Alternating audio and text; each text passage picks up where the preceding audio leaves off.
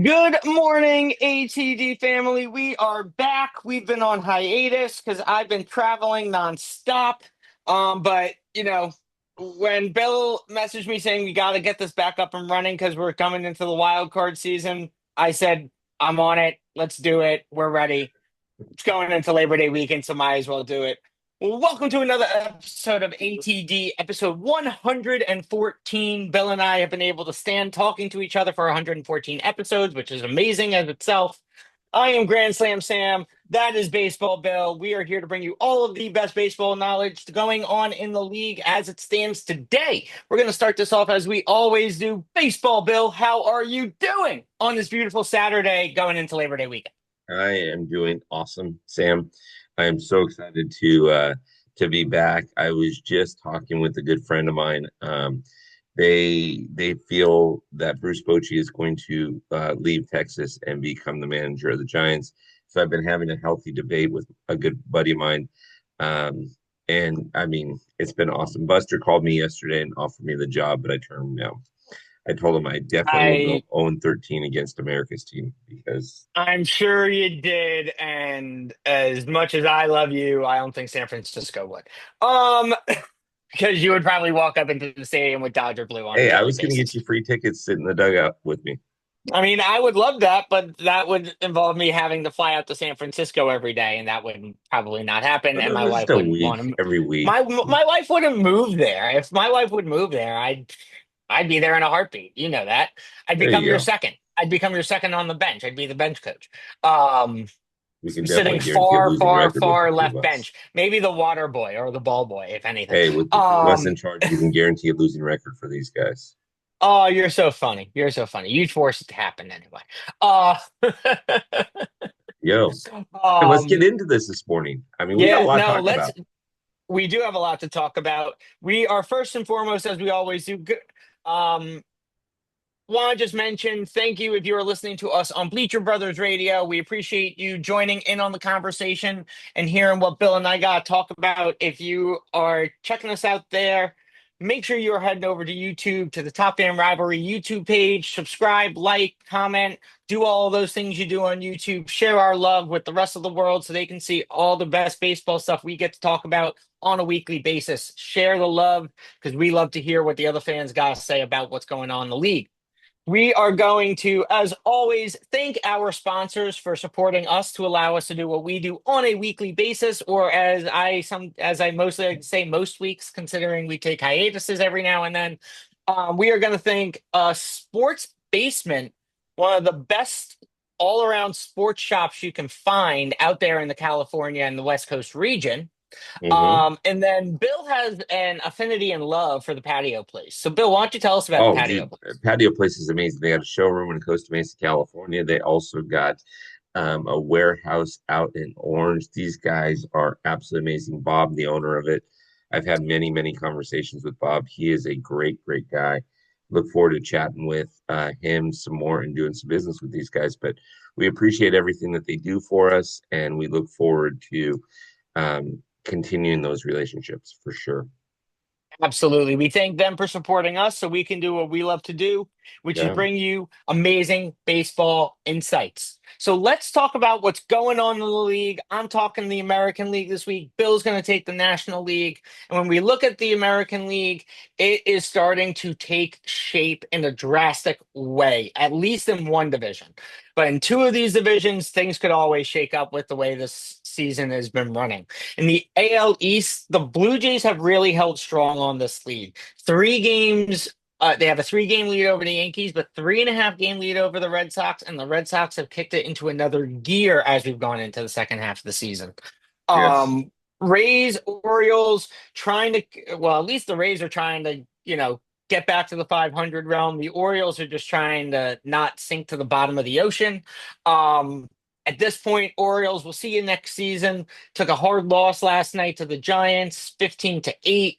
And the Rays, again, they're trying to just doggy paddle at this point, not sink, and really just get back to that even keel where they're at. When we look at the Central, this is the division that the Tigers have basically run away with since the start of the season. There has not been a team that's been able to come back and even get close to doing to catching up to them. They have a 9.5 game lead right now over the Royals, who have now overtaken the Guardians in that number two spot. The Royals have kicked into another gear, especially since the trade deadline after getting Mike Yastrzemski. It seems like Mike has really been able to find his groove again. As a Mike Yastrzemski fan and him being on the Giants for years, we see this happen, though. He typically has a better second half than first half, so I expected this to happen for him. But it's great to see the Royals kicking it up because I have been high on the Royals this entire season. I think they are an amazing team. And as we talk about the wild card picture later on in the show, we will talk about what it's going to take for them to really get there. And when we look at the West, the Astros are still fighting to keep that number one spot, but the Mariners are not letting up. They are literally fighting tooth and nail to take that division away from the Astros, not give them another AL West championship that they can hold their hat on and really claim themselves as that team in the West that you really want to be focusing on as you move into years to come. Rangers, trying to just stay above water. Athletics and Angels are starting to sink, which is what we kind of expected. But this entire AL right now is starting to really take its shape. Bill, what are you seeing on the AL side? So I'm seeing, and I'm going to bring up something interesting here. Blue Jays, Yankees, Red Sox fight till the death. Red Sox have a terribly difficult schedule in the rest of the season, but this is going to be a fight to the death. The Tigers are running away with it. The Guardians have fallen off the face of the earth. At one point, they were 3 games, I think, behind, and then they just kind of fell apart. I don't know exactly what happened, but they fell apart.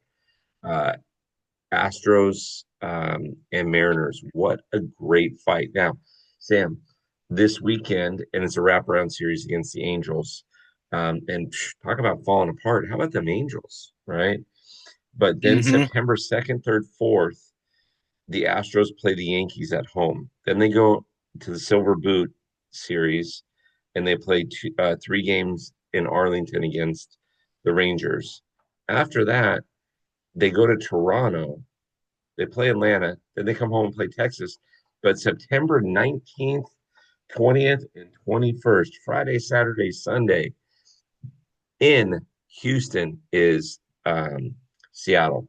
So Seattle and Houston have one more series together. That should be epic. Hmm. That should be awesome. So, Yeah, but when you look at, yeah, I agree with you. That series, depending on where these teams currently sit, is going to be very, very crucial and yeah, probably deterministic as to who is going to win the AL West. And I agree with you. I mean, you just talked about the Astros schedule, but let's talk about the Mariners. They're finishing up a series this weekend against the Guardians. Then they got 3 games in Tampa, followed by 3 games in Atlanta, then coming home to was it 3 games in 3 games against the Cardinals, and then they got a 4 game set against the Angels and a 3 game set against the Royals before they head to that Astros series. So if the Mariners can really pick up steam in these next, what is it, 12 or so games before yeah. they hit Houston to play that series, this standings could be even closer. I could actually imagine this being a what be with the Mariners being within 1 game of the Astros going into the series. And if the Mariners happen to sweep the series, going up 2 games on the Astros, let me just put this into perspective. They finish with the Rockies at home and then the Dodgers at home. Now we know the Dodgers are the Dodgers, but it this could drastically like impact what that AL West looks like going into the offseason. 100%. 100. So, And we'll see how it plays out. I mean, the Angels yeah, at this point are playing spoiler, but they're 2-8 in their last 10. So that's not awesome. yeah, 100%. Bill, when like we said, well, let's talk about the wild card real quick. We're going to talk about it a little bit later in the show. But the Yankees are 3 games up in the current leaderboard, with the Red Sox only a half a game behind them. And the Mariners are currently holding on to that wild card spot. But like we said, this could drastically change as we head into September when we get towards the end of the month of September. The Astros could become that wild card team in place of the Mariners. The Astros could also get knocked out of the wild card.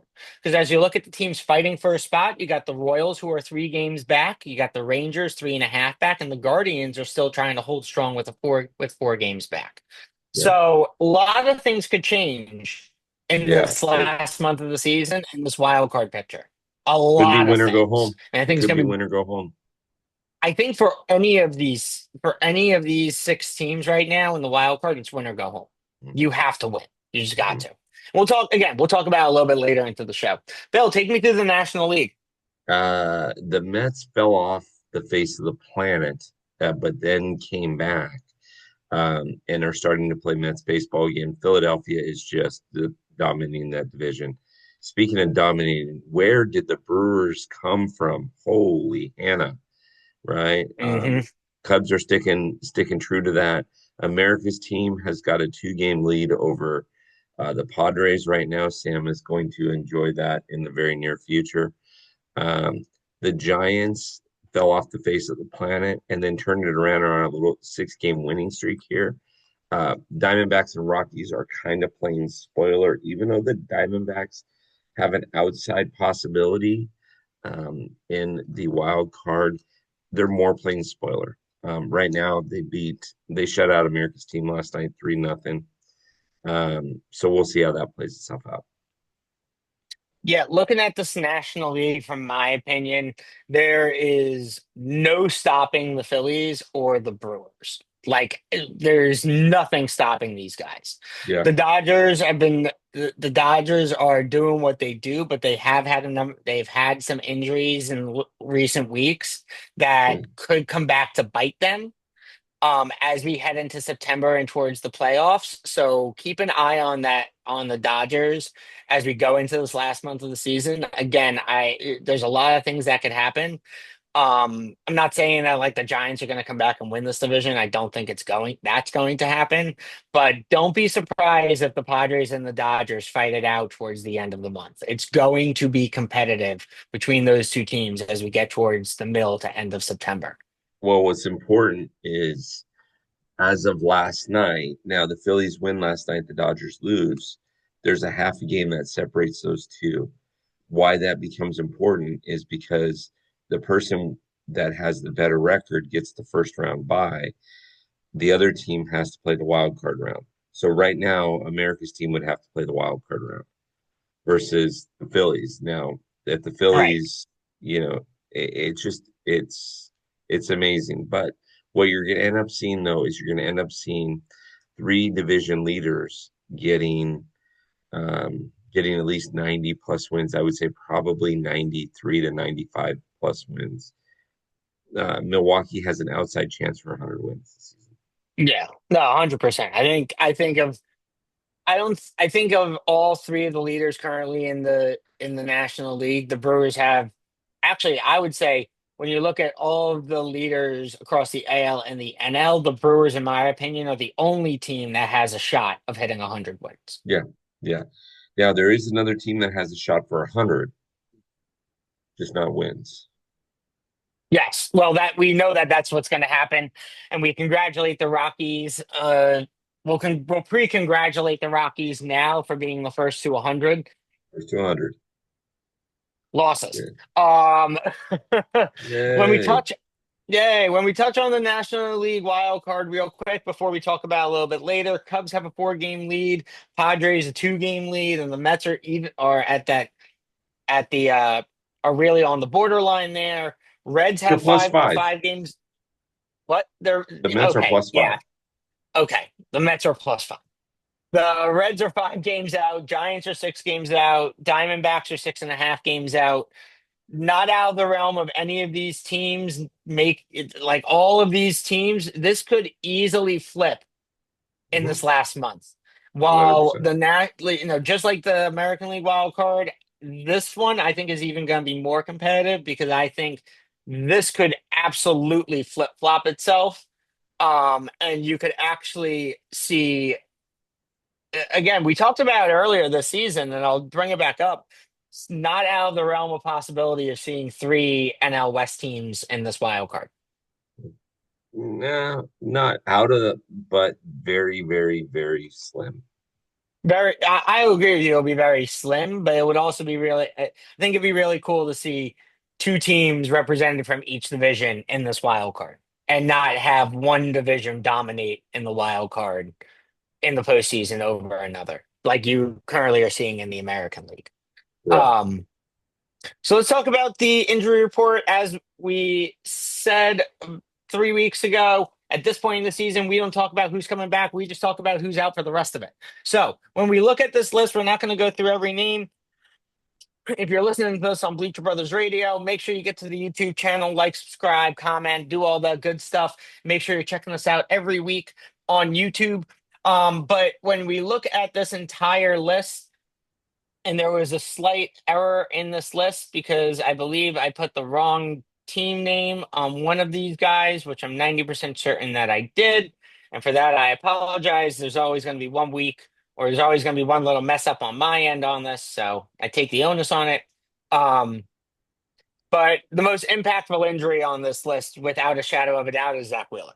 There's no question. Zach Wheeler being out for the rest of the season is the biggest impact, is the most impactful injury you're going to see on this list. Probably the most impactful injury we've seen all year on this list, in my opinion. Well, remember, Zach Wheeler also talked about retiring after his contract's over. So this is no That's extra very loss on him. true, but with the way that he's been pitching this season and where the Phillies stand as they sit today, he is a start. He is a player in that starting rotation that is hard to lose Uh-huh. going into the postseason. Would you agree? I agree. So is Josh Hader though. Josh Hader being a closer for Houston, that's hard. That's hard. Houston's going to need that going forward. Yeah, no, I completely agree with you. And if anyone is wondering what the error is that I made on the injury report, it's Joe Musgrove playing for the Diamondbacks. He plays for the Padres. Um, like I Close said, enough. there's always going to be one mess up I make on one of my decks every week, and that's the one I picked out this week.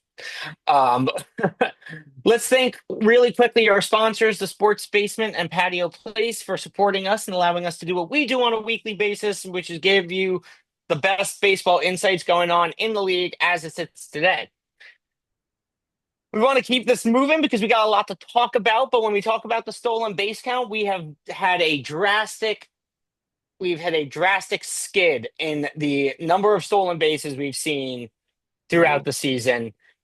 Bill and I have been we're in agreement at the top of the show. We are most likely not going to beat the stolen base count from last year at 3,600. We are currently sitting at 2,874 stolen bases, which is an exact 400 stolen base increase from the last time we recorded, which was on 8-9. There's another error I put in there. It says 8-2 on here, so my apologies. Close enough. But it's close. But Jose Caballero is still leading that leaderboard with 41 stolen bases. This guy, well, the Rays are in fourth place right now. He is really just lighting up the base path down there in Tampa. Like he's just been unfreaking real. Yeah. Yeah. True. True. And then Bill, you wanna just kind of talk about the Home runs. Dominator? Yeah. Cal Riley at 50. Schwarbaum, we'll talk about him in a second, 49. Shohei at 45. I mean, these guys, we're not going to catch last year's home run total. Um, Last year's home run total is 54, 53. We're at 55, 73. We need, 45-73. I'm sorry, 45, 73. We're going to need another 880 home runs with the last 4 weeks of the season. It's going to be tight. It could happen, but it's going to be tight. The 2023 number of 58, 68 is not going to be touched. We're not going to hit 13 home runs. But yeah, this is good times. Good stuff. These guys are Oh hitting yeah. bombs like crazy. Oh yeah. And like you said, we're going to talk about Schwarbomber in a second. But before we get to Schwarbomber, let's talk about how this wild card race is heating up. So, as we showed you guys a little bit earlier, when we look at the current wild card standings for the American League, you got the Yankees 3 games out, the Red Sox 2.5 game, the Yankees 3 games up, Red Sox 2.5 games up, Mariners are technically 3 games up on the next closest team, which is the Royals. Royals are 3 games back. Rangers 3.5, and the Guardians at 4. Let's start there. What is it going to take for the teams in the hunt to overtake the leaders in the wild card? Win series, just straight up. You're still too far out of it to be scoreboard watching. Just win series. You gotta like KC lost to Detroit last night. I know, I get it. You're playing the division leader. You're playing the best team in the AL. Listen, but you still got to beat them, right? Texas has 6 more games left with the Astros. Beat them, right? So Boston has the hardest schedule in Major League Baseball the last month of the season. So take advantage. Yeah, 100%. I couldn't agree more with you on that. These guys got to start winning series. They got to win them quick. Get in, get out, not focus on what else is going on in the league. They need to stay like super focused on the way they play baseball. And I Yeah. think especially with the schedules that these guys have coming up, you've played 130 games so far, you've got 30 more to go. Prove yourself and really, do everything you got to do to get into October, which is ultimately the goal for all of these, for every team, but specifically for these 12 teams that we're looking at. Now let's look at the National League for a second, because I think this one's a little bit more interesting, even though there's a further split between these teams. I find these to be a little bit more um this division to be a little bit more lopsided in a sense than the American League. You got the Cubs that are currently 4 games up, the Padres 2 games up, Mets technically 5 game lead over the Reds, who are 5 games back, Giants 6 games back, and the D-backs 6.5 games back. Yeah. This We so just we just said on the American League side that's all about winning series. But when it comes to the National League side, what is it mhm. going to take for besides winning series, what's it going to take for these leaders to keep their leader spot and not let these teams in the hunt get into those spots? So I had a dilemma this week because I really want the Reds in the wild card. The problem was is they were playing the Dodgers. And when the Dodgers swept them, when they came in and the Dodgers swept them, they were a game out of the wild card to the Mets. Well, the Mets, have been winning and the Reds were losing. So now the Reds are 5 back. Um, Honestly, 5 back with 25 left to play or 28 left to play, whatever it is a lot of games. 5 back in June is not a lot of games. 5 back in September is. So if Mhm. I'm the Cubs, I just keep playing fundamental. If I'm the Padres, I do not look at the scoreboard. I do not worry about chasing the Dodgers. Just win. Just win. And if I'm the Mets, get back to them anyways. Yeah, 100%. And I'm pulling this up as we sit here right now because we've been running through this show pretty quickly. We got a little bit of time. I can do a little bit of insightful digging into this. So I'm going to just pull up what we're looking at going into the rest of the season. So right now, the Mets have got 2 more games against the Marlins. Um, Yeah. to heading into the end of August. And then when we look into their September, let's just put this, let's just give you a little bit of insight into what the Mets have to deal with first. The Mets, after this Marlins series, go to Detroit for 3 games against the Tigers. They then go to Cincinnati for 3 games against Cincinnati. And then they go to Philly for 3 games against Philly. They then go home for 3 series straight, which is 3 at home against the Rangers, three against the Padres, and three against the Nationals, who you have been high on all season long. You have been high on this Nationals team. And then they wrap up the season on the road with three against the Cubs and three against the Marlins. Now let's take a look at the Padres schedule real quick. The Padres, they are finishing up a series tomorrow on they're finishing up August against the Twins after coming off of a loss last night. Then they got three at home against the Padres. I mean the Orioles, three on the road against the Rockies, then three at home against the Reds, and then four at home against the Rockies.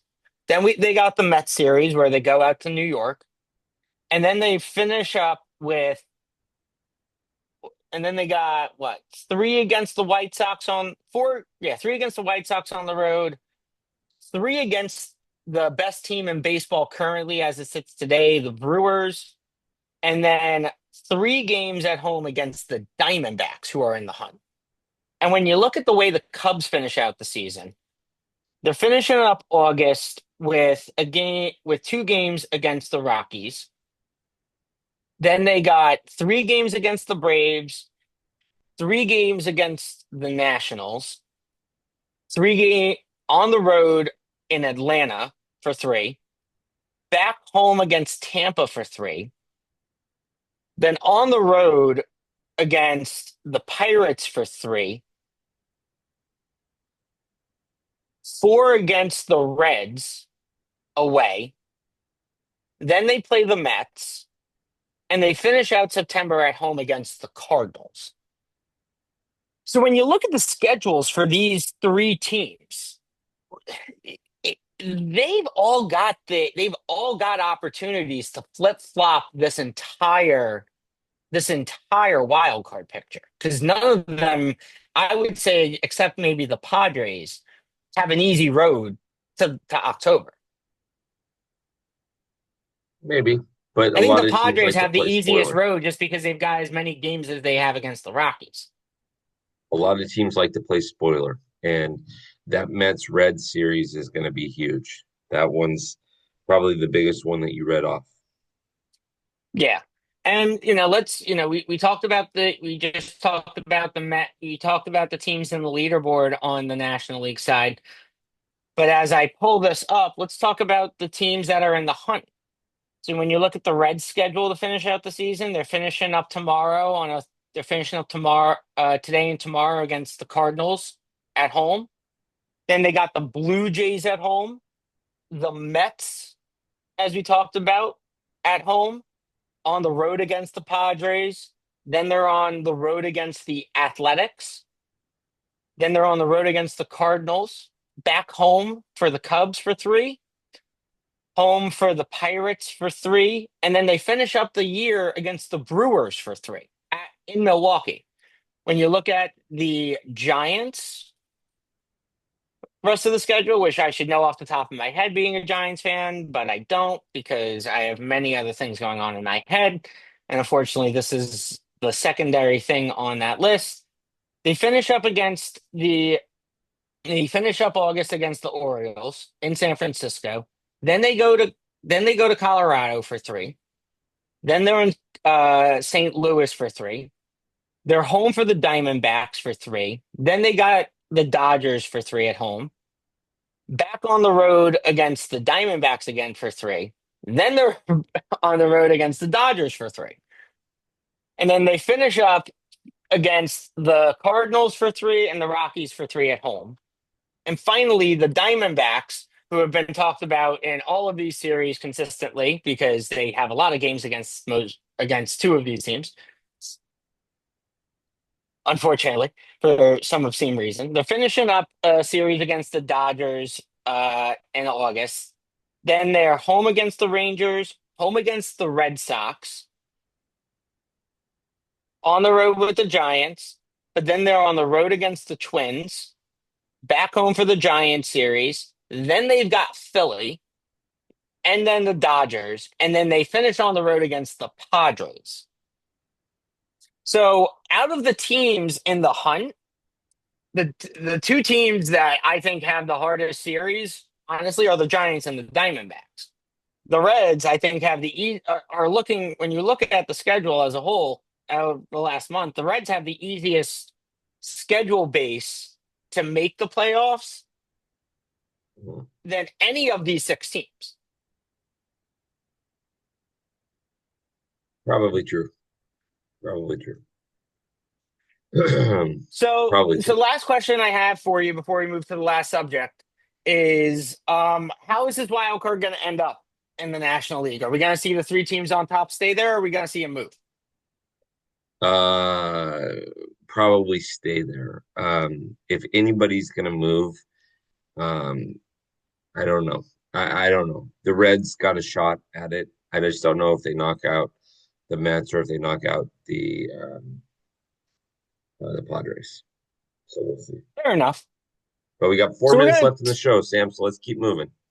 let's talk about it real quick. We had another member enter the four home run club for a singular game, and that was Schwarbomber hitting four absolute demolished home runs on Thursday, the 28th.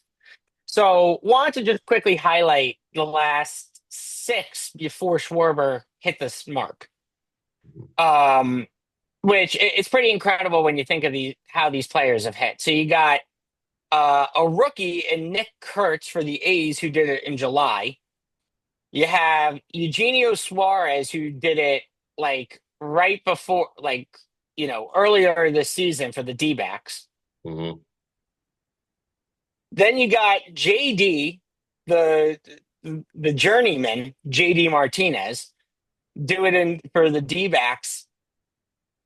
Last time was in 2017, which is just insane to think about. Right. And then in 2017 as well, you had Scooter Gannett. And you remember Scooter?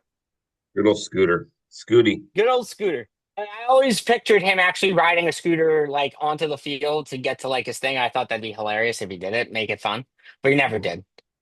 And then we go all the way back to 2012, where you have Josh Hamilton who did it for the Rangers, and then Carlos Delgado who did it for the Blue Jays back in 2003.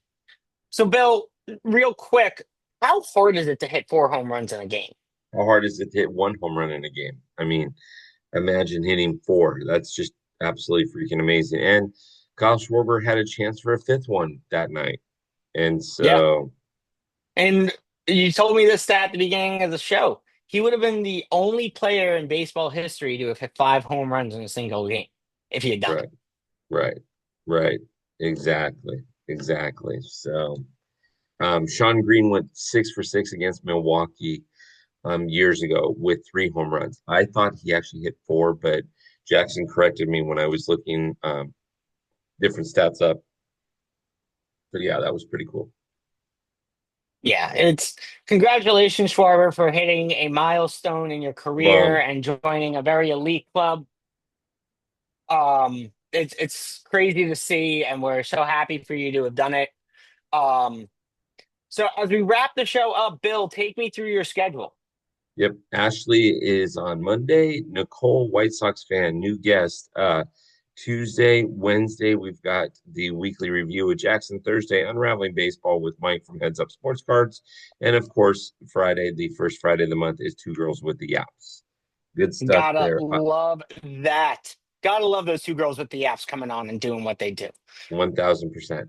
Then in the leagues, Jackson is Monday night from the weekly review. Jim McGuire, huge White Sox fan, is Thursday.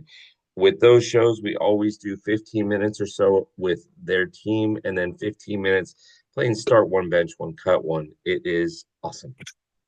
And if you had seen the one that I did with Bill on Monday, it's always a good time. I've done this with him numerous times. He's asked me the same question four times every time I do it with him. Hopefully, next time I do it with Bill, he loops in one new start, one bench, one cut one. Yeah. Just saying. I gave him his grace. Jackie Robinson didn't get cut. So let's switch it up a little bit. This week, we are bringing you a Top Fan Rivalry Heads Up collab box break. We are doing a 2024 Prospect Edition hobby box through Panini, and we're pairing that with the 2021 Topps Chrome Light box, doing a little bit of a throwback on both of these. Two awesome boxes to be a part of. Make sure you are getting to topfanrivalry.com, signing up and getting in on these boxes. Um, to wrap the show up, we want to thank again our sponsors, the Sports Basement and Patio Place, for supporting us and allowing us to do what we do on a weekly basis, or most weeks, which is bring you the best baseball knowledge in the game. Um, Bill, we made it through another one, episode 114 in the books. In the Any books. final comments for the fans out there? No, thanks for listening. Make sure you're following us. We've got some big announcements coming, and go fight win. Yeah, make sure you're checking us out on youtube.com. Thank you so much for listening to us on Bleacher Brothers Radio. We appreciate you taking the time to hear what we got to talk about.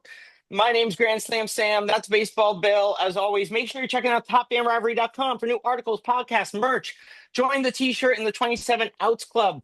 Be here with us for the exclusive member events that Bill puts on a monthly basis on the virtual digital dugouts, and join us in January for our TFR Fan Fest, typically held out in Las Vegas. It is a great time to get with baseball fans and meet us in person and get to ask us our questions and insights into what we think in the game. Thank you as always for joining us this week on ATD, and I will see you on the field next week.